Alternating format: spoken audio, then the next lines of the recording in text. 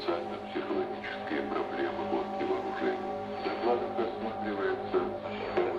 Sébastien Jalamion, vous êtes aussi président de l'Association nationale de la défense égalitaire de la liberté d'expression. Oui. Est-ce que toutes ces épreuves, et bien, on l'a compris, difficiles, qui vous mettent dans une situation très difficile vis-à-vis de vous-même, de votre famille et tout ce qui peut s'en suivre, est-ce que cela vous renforce dans votre volonté de défendre cette liberté d'expression, de défendre vos compatriotes finalement à travers cette association, ou est-ce que finalement vous êtes un peu déprimé de voir les choses s'évoluer comme ça? Loin de là, ça ne fait que renforcer ma détermination, et figurez-vous que cette association, l'association Andel, a été créée justement consécutivement au reproche qui m'avait été fait de m'être exprimé de manière anonyme sur un réseau social. Et je me suis rendu compte que j'étais pas le seul à être inquiété à différents degrés, et donc à partir de ce moment-là, avec quelques amis, nous avons décidé de créer cette association dont l'objet et de défendre justement les personnes qui vont se retrouver face à des associations dites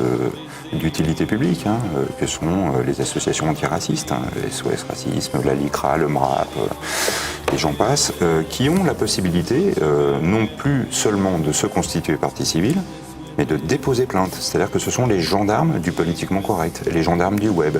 Vous allez publier un mauvais commentaire, une image un peu douteuse, qui pourrait rentrer dans le cadre de la liberté d'expression, ou en tout cas qui va blesser personne. Mais attention, un responsable d'une de ces associations va vous identifier cette publication et a la possibilité de vous renvoyer devant un tribunal. Par un simple dépôt de plainte. Donc si vous voulez, pour équilibrer la balance, on s'est rendu compte que nombre de nos concitoyens étaient relaxés après avoir été renvoyés devant les tribunaux, mais avaient à payer leurs frais d'avocat.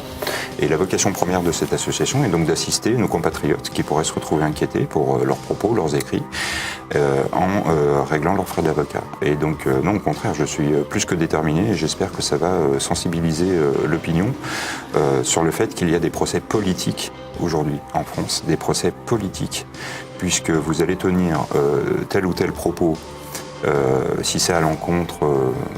je sais pas, je vais dire du français catholique moyen, ça va passer comme une lettre à la poste. En revanche, vous allez vous en prendre à des communautés dont il ne faut surtout pas critiquer l'existence ou la manière de se comporter. Alors là, vous êtes sûr de passer devant un tribunal. Donc, face à ces déséquilibres, je dirais, nous avons créé cette association, nous avons défendu déjà une pluralité de personnes, et j'entends bien continuer à le faire. Au contraire, avec plus de conviction aujourd'hui.